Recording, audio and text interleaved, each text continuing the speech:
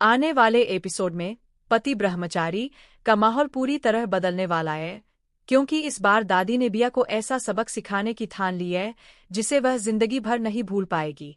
घर में अभी तक जो कुछ भी हुआ उसकी दर्दनाक शुरुआत वहीं से हुई थी जब बिया ने दादी को अपने स्वार्थ के लिए बार बार अपमानित करना शुरू कर दिया था।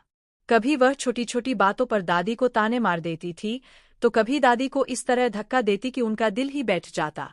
घर के कोनों में छुपकर दादी की आंखें कई बार नम हो जाती थीं, पर बिया यह समझने को ही तैयार नहीं थी कि उम्र के इस पड़ाव पर दादी को तिरस्कार नहीं, सहारे की जरूरत होती है। लेकिन बिया यह भूल चुकी थी कि शांत दिखने वाली दादी के दिल में भी दर्द और अपमान का तूफान उठ रहा था। जितना बिया दादी को नीचा दिखाती, उतनी ही दादी भीतर ही भीतर टूटती जाती। एक दिन तो हद ही तब हो गई जब बिया ने दादी की दवाई तक छुपा दी, सिर्फ इसलिए कि दादी उसकी मनमानी पर सवाल न उठा सकें। दादी की हालत बिगड़ गई, लेकिन बिया ने उस पर भी ध्यान नहीं दिया।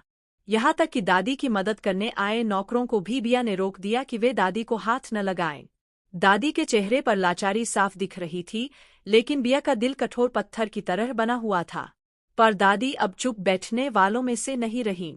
बिया को लगता था कि वह दादी को हमेशा दबाकर रख पाएगी, लेकिन वह नहीं जानती थी कि दादी अपनी सीमा तक पहुंच चुकी थीं। एक रात जब पूरा घर सो रहा था, दादी अपने कमरे से चुपचाप निकली और जोरदार दृढ़ कदमों के साथ ईशा के कमरे की ओर बढ़ी। उनके मन में सिर्फ एक ही बात थी, अब सच छुपाने का समय खत्म हो चुका है। दादी ने दरवाजा खटखटाया तो ईशा चौंकते हुए बाहर आई।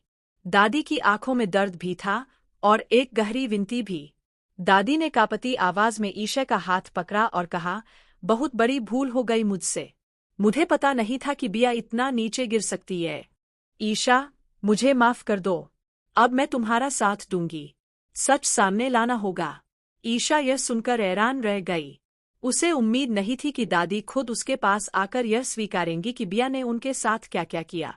दादी ने ईशा के सामने सारे राज खोल दिए, कैसे बिया घर को अपने नियंत्रण में रखने के लिए हर किसी के खिलाफ चालें चल रही थी, कैसे उसने दादी का ही भीतर टूटती जाती।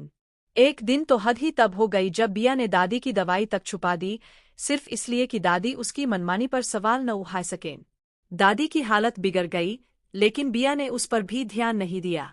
यहाँ तक कि दादी की मदद करने आए नौकरों को भी बिया ने रोक दिया कि वे दादी को हाथ न लगाएं। दादी के चेहरे पर लाचारी साफ दिख रही थी, लेकिन बिया का दिल कठोर पत्थर की तरह बना हुआ था। पर दादी अब चुप बैठने वालों में से नहीं रहीं। बिया को लगता था कि वह दादी को हमेशा दबाकर रख पाएगी, लेकिन वह नहीं जानती थी कि दादी अपनी सीमा तक पहुंच चुकी थीं। एक रात जब पूरा घर सो रहा था, दादी अपने